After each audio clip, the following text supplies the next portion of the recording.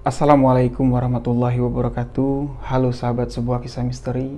Kembali lagi bersama saya, Rio Wijaya. Kali ini saya akan menceritakan sebuah kisah yang disampaikan oleh Mr. R yang ada di kota Jambi.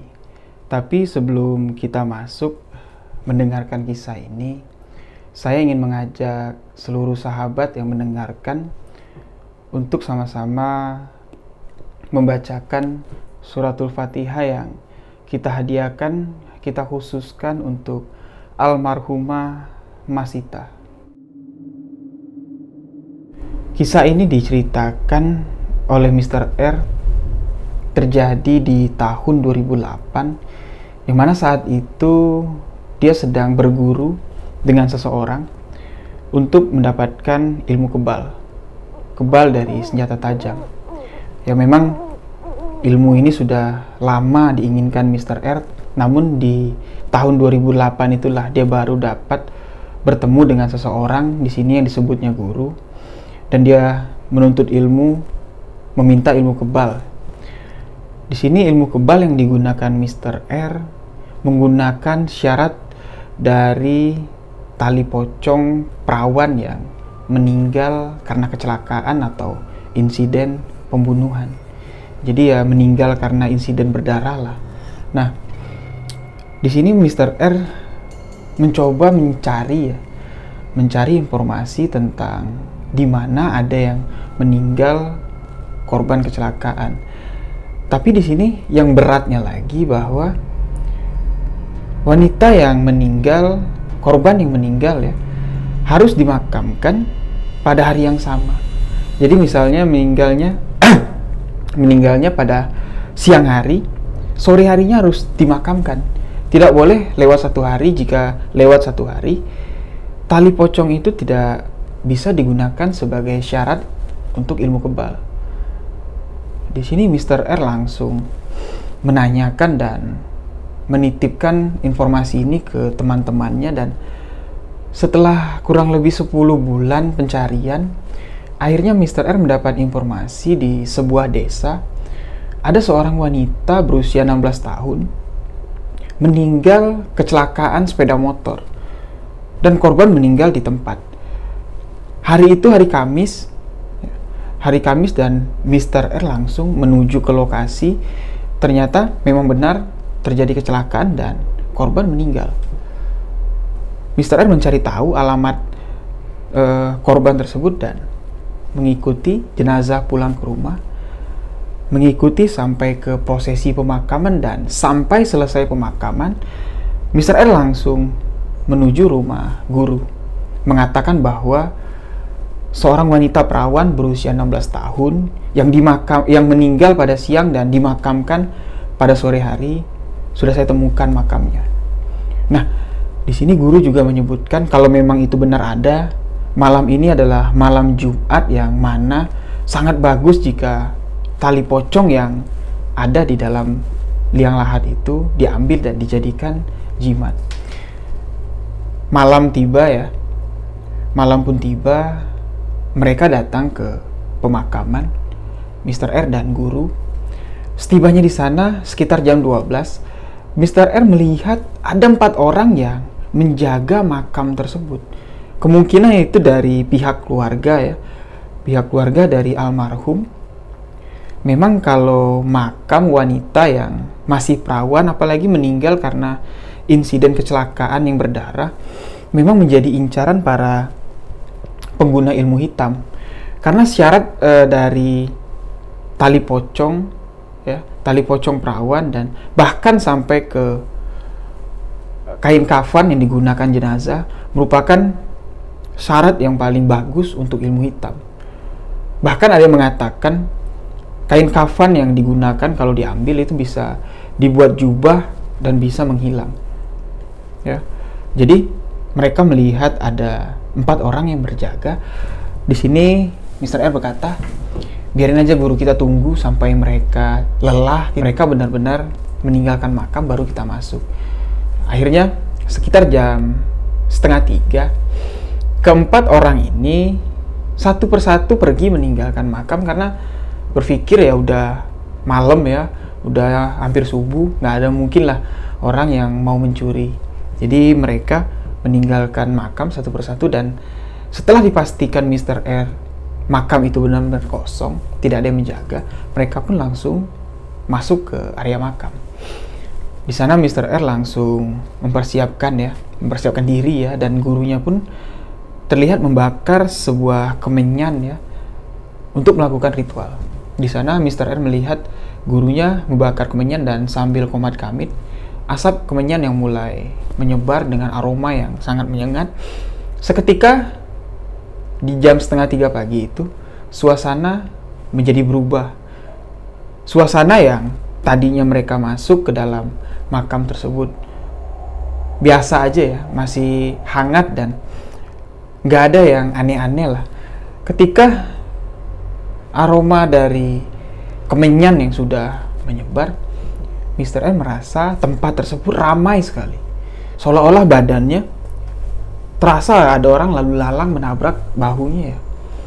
Nah, hal tersebut ditanyakan ke gurunya. Guru, saya merasa ketika tadi sampai ke sini, kok sekarang setelah guru membakar kemenyan, aku merasa di sini ramai, bahkan ada yang menabrak bahuku.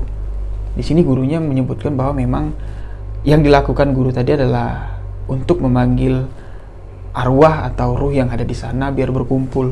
Jadi ketika proses pengambilan tali pocong, memang harus ruh yang ada di sana harus berkumpul agar energi mereka bisa dapat diserap oleh tali pocong itu. Dah, Mr. R pun langsung mempersiapkan diri dengan melepas semua bajunya dengan telanjang. Mr. R langsung mendekati makam perawan tadi. Pas di bagian kepala, dia mulai menggali lubang dengan tangan kosong, nggak boleh pakai alat bantu. Digali dan sampai bertemu dengan papan penahan tanah ya, tanah dan jenazah, kan ada papan tuh. Sampai ketemu dan dibuka Mr. R, dan dia langsung menurunkan tangannya dan mencari tali pocong yang ada di sana. Akhirnya dia dapat menarik tali pocong, dan ketika guru melihat Mr. R telah berhasil mendapatkan tali pocong, dia pun menghampiri dan membantu untuk menimbun tanah biar nggak kelihatan kalau sudah ada orang yang mengambil tali pocong itu. Mereka pun bergegas untuk keluar dari arena pemakaman untuk pulang, dan tiba di jalan, guru mengatakan bahwa kita nggak boleh langsung pulang, kita harus cari sungai, kita harus mandi dengan telanjang. Di sana nanti kita cari jamban, dan kita harus menyelam di bawah jamban untuk melepaskan energi-energi yang negatif agar nggak kebawa ke rumah. Lalu mereka pun sampai ke sungai, dan di pinggir jamban melepas pakaian telanjang, Mr. R pun nyebur ke sungai, menyelam melewati jamban. Tiba-tiba muncul di depan jamban, berbalik ke belakang, pas di hadapannya, di atas ya, dia dalam air, di atas sosok pocong yang sudah berdiri. Pocong yang berdiri menatap dengan wajah yang penuh dengan amarah ya, dengan kebencian menatap Mr. R, dan di situ Mr. R langsung mendekati gurunya dan langsung menanya, "Guru, Apakah itu pocong yang tadi ku ambil? Dan di situ guru langsung menjawab, ya. Iya, itu dia pocongnya. Dia datang ke sini, dia minta kamu kembaliin tali pocongnya. Terus guru kalau nggak dikembaliin gimana? Ya mungkin ya sampai dikembaliin dia baru pergi.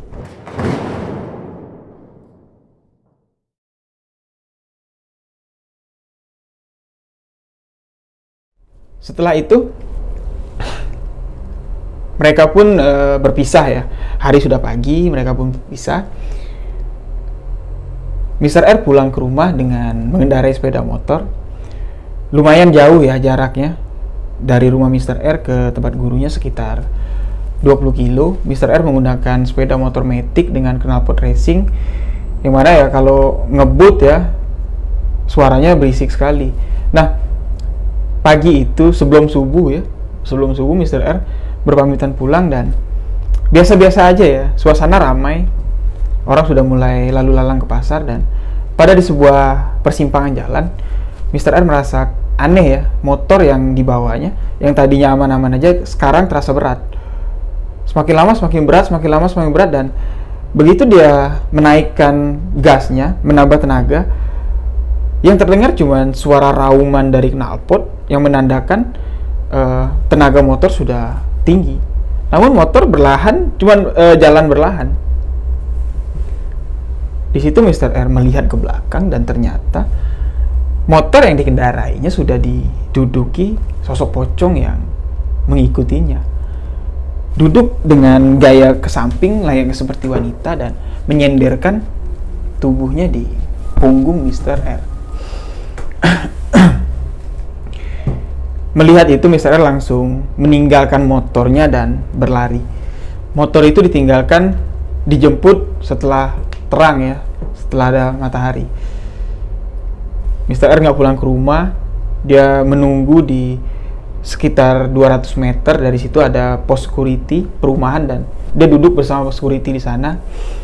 Setelah matahari timbul, dia baru menjemput motornya dan dia langsung pulang ke rumah gurunya, nggak pulang ke rumah.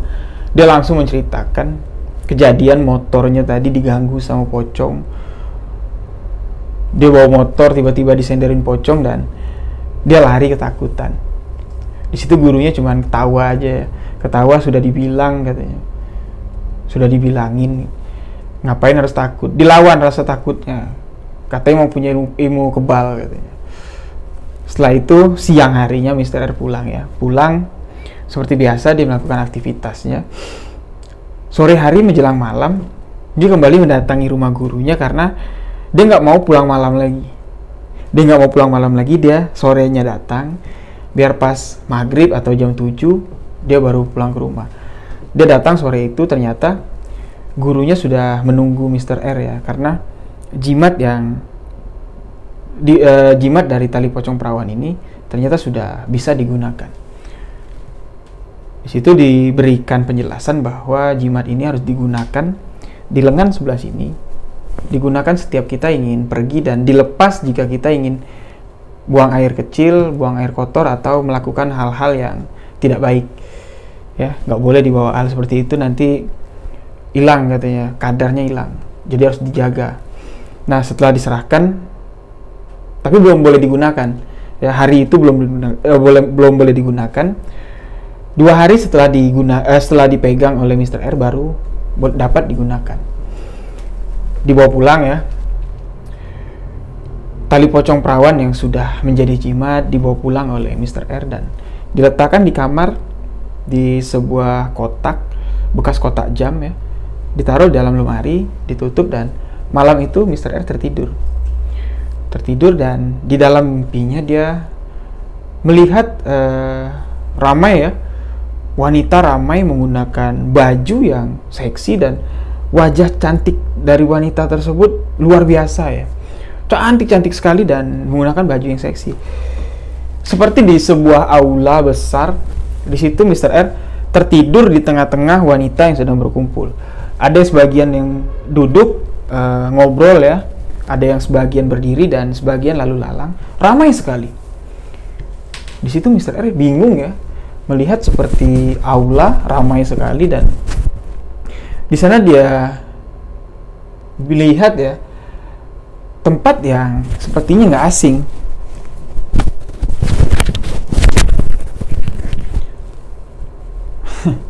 Sorry, tempat yang sepertinya nggak asing bagi dia. Tapi di sana dengan pemandangan wanita yang cantik ya, wanita yang cantik-cantik, dia terlena dan mencoba untuk memastikan lokasi itu ada di mana. Dia mencoba duduk ya, dari rebah dia mencoba duduk, dan ketika dia mencoba untuk berdiri, wanita-wanita yang ada di sana yang memiliki paras yang cantik ya, menggunakan pakaian yang bagus, tiba-tiba berubah menjadi sosok yang mengerikan. Ternyata semua yang ada di sana adalah sosok kuntilanak. Ya, sosok kuntilanak, dan ketika melihat Mr. R terbangun, seolah-olah mereka ingin menyerang Mr. R. Menyerang Mr. R, dan akhirnya Mr. R kembali jatuh ya karena dikeroyok oleh kuntilanak yang jumlahnya banyak. Akhirnya Mr. R terbangun dengan bagian belakang punggungnya habis dengan bekas cakaran. Ternyata apa yang dialaminya bukan mimpi. Ya, bukan mimpi, melainkan memang malam itu banyak sekali kuntilanak yang datang ke rumah Mr. R dan mencakar-cakar Mr. R. Hal ini langsung ditanyakan ke guru, dan guru menjelaskan bahwa karena malam itu kamu sudah membawa tali pocong perawan balik ke rumah, yang mana itu akan menjadi incaran makhluk-makhluk gaib ya. Karena mereka juga menginginkan tali pocong perawanmu itu. Karena tali pocong perawan yang dipegang oleh Mr. R termasuk yang spesial karena didapat dari malam Jumat. Memang jarang sekali. Itu auranya sangat tinggi. Bahkan nanti bukan hanya kuntilanak ya, sejenis genderuwo dan yang lain sebagainya akan mendatangi kamu untuk mengambil tali pocong itu. Dan ingat, jangan sampai terlepas dan diambil oleh mereka. Kalau sempat mereka dapat, kamu akan binasa. Kamu harus bisa melawan mereka. Nah, di sini Mr. R bertanya, "Guru, bagaimana cara saya melawannya?" Kalau kamu sudah menggunakan jimat tali pocong perawan, kamu akan tahu sendiri gimana kamu akan melawannya. Pembicaraan itu pun selesai dan akhirnya tali pocong perawan bisa digunakan oleh Mr. R. Ya, digunakan Mr. R, dan hari itu tanpa disengaja ya, dia duduk di sebuah terminal tempat biasa dia nongkrong bersama temannya. Duduk berdua sambil minum minuman alkohol ya, minum alkohol, dan mereka ngobrol. Tiba-tiba mereka didatangi 10 orang ya, 10 orang yang berbadan besar, mengepung mereka seolah-olah mau menyekap mereka ya, mengepung mereka. Dan Mr. R bingung dengan kejadian yang ada. Apa yang kami lakukan di sini salah ya, sampai dikerubutin 10 orang seakan-akan perampok atau pencuri. Mr. R pun bertanya, kenapa kami dikepung gitu ya. Orang itu pun menjawab, ternyata ya salah satu yang ada di sana musuh dari Mr. R yang dulu pernah berkelahi dan kalah. Dan itu pun kejadiannya sudah lama, sekitar 1,5 tahun yang lalu. Tapi nggak tahu kenapa hari itu dia berniat membalaskan dendamnya dan ingin menghabisi Mr. R dan kawannya di situ. Memang terlihat ya, dari 10 orang yang ada di sana, beberapa terlihat membawa senjata tajam yang ditaruh di dalam jaket ya. Di situ terlihat seperti samurai dan parang. Mr. R dan temannya sudah bersiap ya. Walaupun mereka dalam kondisi duduk ya, duduk di bawah, mereka berdiri, tapi kondisi itu memang sangat enak untuk menyerang ya, karena kita menunggu dan musuh mukul, kita dapat mengelak dan menjatuhkannya. Memang benar, ketika mereka menyerang, 2 orang ya, 2 orang yang dikepung ini bisa keluar dengan cepat, menjatuhkan lawannya dan keluar dari kepungan itu dengan cepat. Akhirnya mereka berkelahi di sana. musuh yang dihadapi Mr. R menggunakan samurai dan menggunakan golok. Di situ memang habis ya pakaian yang digunakan Mr. R dan sahabatnya, compang-camping seperti dicabik-cabik harimau. Namun ketika Mr. R berduel dengan salah satu, Mr. R dapat memukul tepat ya di bagian kepala dengan sebuah botol, menghantamnya dengan sebuah botol yang menyebabkan luka yang cukup parah, pendarahan ya. Nah, setelah melihat temannya pendarahan, 9 orang yang lain pun lari ya ketakutan dan meninggalkan teman-temannya yang sedang terluka parah ini. Di situ Mr. R yang walaupun dia yang memukul orang itu dengan botol, dia masih memiliki rasa primanusiaan ya. Mr. R dan temannya lah yang membawa korban yang terpukul botol tadi ke rumah sakit. Jadi setelah dibawa, ditinggalkan dan Mr. R dan temannya pun pulang ke rumah Mr. R ya, karena mereka sudah babak belur walaupun nggak ada luka. Bekas luka yang ada di tubuh Mr. R cuman seperti goresan di cakar kucing. Dan ternyata teman dari Mr. R ini memang juga memiliki susuk kebal ya, susuk kebal. Dia perantauan dari Jawa dan hampir di seluruh bagian tubuhnya menggunakan susuk besi ya, sepanjang ini ya. Memang untuk kekebalan, tapi kelemahannya dia nggak bisa berenang. Kalau berenang tubuhnya berat dan beresiko tenggelam. Sama juga tubuhnya juga seperti goresan-goresan kecil merah ya. Dan mereka pun saling tertawa melihat luka itu. Mungkin kalau orang lain yang ada di sana mungkin sudah mati jadi rajangan bakso, kata Mr. R. Temannya ketawa ya. Nah, mereka sedang ngobrol santai sambil ngopi. Tiba-tiba ada 2 mobil yang ngebut dan tiba-tiba berhenti di depan rumah Mr. R. Ternyata yang datang polisi dengan tim ya untuk menangkap Mr. R dan temannya, karena ada sebuah laporan Mr. R telah melakukan penganiayaan berat sehingga korbannya terluka parah. Dan ternyata yang melaporkan Mr. R adalah 9 orang yang berhasil melarikan diri tadi. Jadi di sini Mr. R dilaporkan melakukan penganiayaan ya. Penganiayaan, faktanya adalah Mr. R yang dikeroyok dan dia hanya membela diri. Ketika polisi sudah mulai mendekati Mr. R, dia dengan insting ya, dengan rasa yang takut juga, mencoba menghindar dan polisi memperingati dengan tembakan ya. Stop, jangan bergerak. Berani kabur, didor. Tapi di situ Mr. R nggak mau konyol lah ya. Dia nggak mau konyol daripada ketangkep nggak karuan, dia bilang. Akhirnya polisi itu lengah dan Mr. R berlari dan dikejar oleh polisi. Di situ Mr. R sadar dengan apa yang terjadi namun nggak melihat. Dia terdengar suara polisi yang mengejar itu dekat. Ya. Ngos-ngosan dari polisi yang mengejar itu, saling berkejaran, terdengar nggak jauh dari belakangnya. Sambil berteriak, polisi itu mengatakan, "Jangan lagi, tembak kau, tembak!" Dan 3 kali suara letusan senjata api terdengar. Dekat sekali. Namun, alhamdulillah, satu pun tidak ada yang mengenai Mr. R yang terus berlari. Dan dia mengatakan di sini, yang ada hanya di pikirannya, semuanya lurus.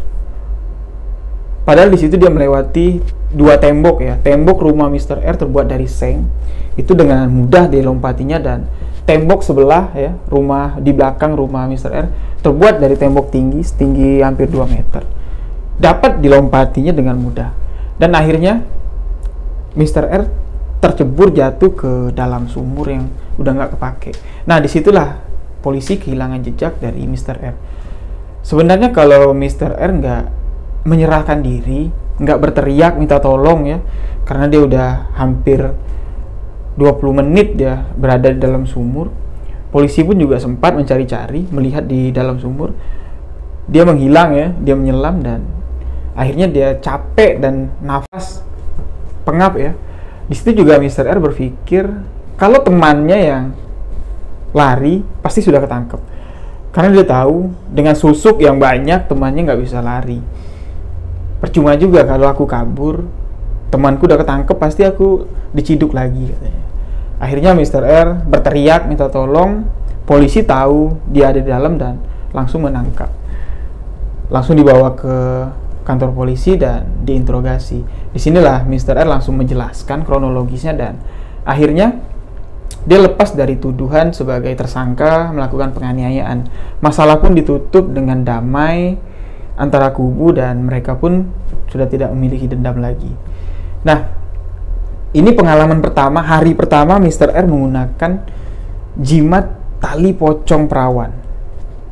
Di situ sudah terbukti ya, Mr. R dibacok ya, bajunya habis compang-camping, nggak mempan, dan ditembak pun nggak mempan. Dan Mr. R pun dapat meloncat tembok tinggi dengan mudah. Hal itu disampaikannya kepada gurunya dan gurunya ketawa yang mendengarnya. Memang nakal kamu ya, katanya. Baru 1 hari udah dicoba seperti itu. Di sini Mr. R sudah dijelaskan kalau ini nggak sengaja ya, peristiwa nggak sengaja, dia cuma duduk nongkrong tiba-tiba diserang. Dan akhirnya pada malam harinya kembali Mr. R terjadi sesuatu di rumahnya ya. Dia tidur dengan badan yang masih gores-gores merah, tertidur dia di atas ranjang dan dia merasa sesuatu yang aneh. Dia mendengar suara napas yang sangat dekat dengannya, seolah-olah ada orang yang berhadapan dengan Mr. R. Jadi kalau kita berhadapan dengan orang tidur kan napasnya saling ini ya, terasa ya. Nah di situ Mr. R kok semakin lama semakin dekat dan bau ya. Di situ dia membuka matanya pelan-pelan, membuka matanya pelan-pelan dan sangat terkejut dia melihat sosok pocong yang sudah tertidur di depannya. Entah sudah berapa lama itu pocong berada di sana. Mr. R tidur dengan pocong. Begitu dia melihat, dia langsung keluar dari kamar dan berteriak, membuat ayah dari Mr. R terbangun ya, dan menanyakan apa yang terjadi. Diceritakanlah bahwa memang dia hampir setiap hari diganggu sosok pocong. Nah, karena orang tua dari bapak Mr. R ini memiliki kemampuan juga di bidang mistis ya, paham dengan hal gaib, dia langsung menebak kalau Mr. R pernah melakukan sesuatu hal ya, kesalahan dengan makhluk halus. Nah, di sini Mr. R nggak pernah ya aku jangankan mau aneh-aneh dengan pocong ya, apalagi dengan hantu. Dengar namanya aja aku takut gitu ya. Nggak mungkin lah. Kalau kamu nggak salah sama mereka, nggak mungkin dia datang. Nggak pernah rumah ini didatangin, dimasukin oleh setan gitu apa ya. Apalagi pocong gentayangan kayak gitu. Dan di situ akhirnya Mr. R ngaku kalau dia pakai jimat tali pocong perawan. Dan jimat itu sempat ditahan oleh ayahnya Mr. R karena dia takut anaknya nanti menjadi ini ya, lupa diri dan melakukan hal yang tidak. Nah, di sini dilihat dari kondisi kejiwaan Mr. R yang semakin hari semakin nggak karuan ya, dihantui terus oleh sosok pocong dan kuntilanak yang selalu mengejarnya. Ayah Mr. R menyarankan kepada anaknya, menasihati kepada anaknya untuk tidak menggunakan jimat ini lagi. Karena apa yang kamu pakai sekarang belum sesuai dengan kemampuan yang kamu punya. Kamu belum bisa mengendalikan rasa takutmu, tapi kamu sudah pingin melampaui batas ya. Rasa takut aja belum bisa dilewati, tapi kamu sudah ingin melampaui batas, sudah ingin menggunakan jimat yang dari ini ya, ilmu hitam. Jadi sebaiknya kamu simpan dulu ini jimat, nanti setelah waktunya baru kamu gunakan. Tapi menurut ayah lebih baik sekalian dimusnahkan. Disimpan pun nanti kamu juga akan tetap dihantui oleh setan-setan itu. Nah, Mr. R minta waktu beberapa hari ya untuk memikirkannya, dan di sana Mr. R juga nggak kuat lagi ya sebenarnya. Setiap hari kalau nggak ketemu kuntilanak ya ketemu pocong, dan itu ya sangat menyeramkan. Kalau nggak mimpi dihajar sama kuntilanak, dicakar-cakar dengan kuntilanak, pasti dia akan terbangun di malam hari dengan gangguan pocong yang tidur selalu di sampingnya. Terkadang tidur di atas Mr. R yang membuat Mr. R nggak bisa bernapas ya, ngap-ngapan. Dan kemarin pas berhadapan seperti layaknya suami istri, dan itu selalu terbayang oleh Mr. R, dan itu menjijikan sekali. Dan akhirnya dia memutuskan untuk menyudahi penggunaan jimat pocong perawan ya. Dia menemui gurunya dan mengatakan bahwa dia udah puas dengan rasa penasarannya dengan ilmu kebal, dan sekarang dia ingin menyudahi yang sudah dia mulai. Dia udah gak sanggup lagi. Dia udah dianggap orang gila. Di tengah keramaian pun dia masih melihat sosok pocong itu ada. Dia udah gak sanggup lagi. Jadi diputuskanlah bahwa jimat itu akan segera dibakar. Karena walaupun disimpan, jimatnya juga nanti bakal pocongnya juga bakal ada terus. Nah, untuk syarat pemusnahan dari jimat tali pocong perawan sebelum dibakar, kita harus menyebutkan nama dari pemilik tali pocong itu.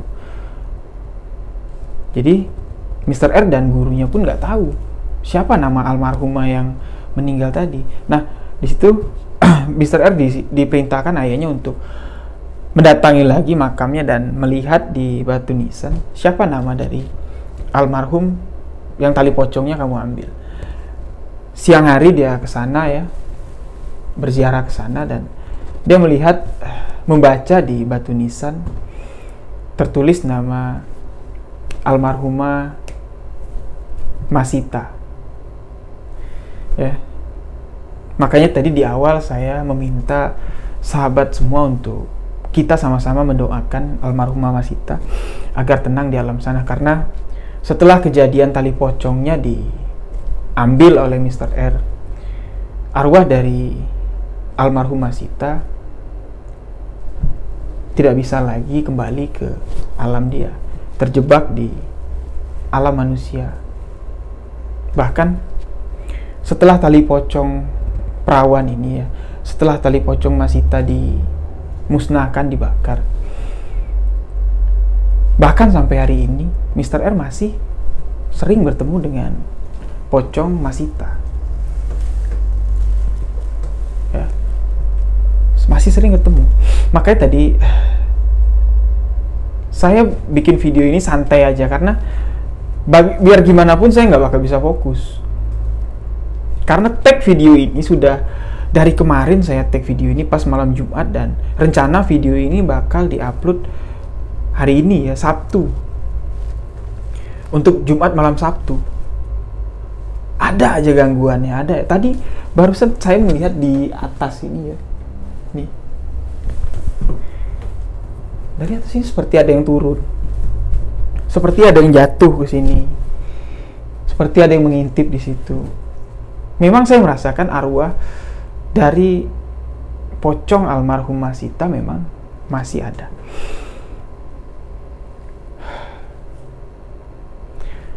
Demikianlah kisah yang diceritakan Mr. R, pengalaman Mr. R yang mencoba menggunakan ilmu hitam yang sebenarnya nggak baik ya kita gunakan, apalagi menggunakan syarat dari kuburan ya, syarat dari mayat orang yang sudah dimakamkan.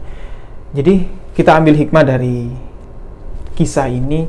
Sekali lagi saya mohon maaf, memang saya nggak bisa konsentrasi untuk menceritakan kisah ini, tapi karena saya sudah berjanji dengan Mr. R, dan saya pun penasaran sampai kemana batas kesabaran saya diganggu oleh sosok ini. Tapi alhamdulillah di video kali ini saya ceritakan sampai selesai dan tidak kurang satu apapun. Terima kasih buat sahabat yang telah mendengarkan kisah ini. Terima kasih dan sampai jumpa di video saya selanjutnya.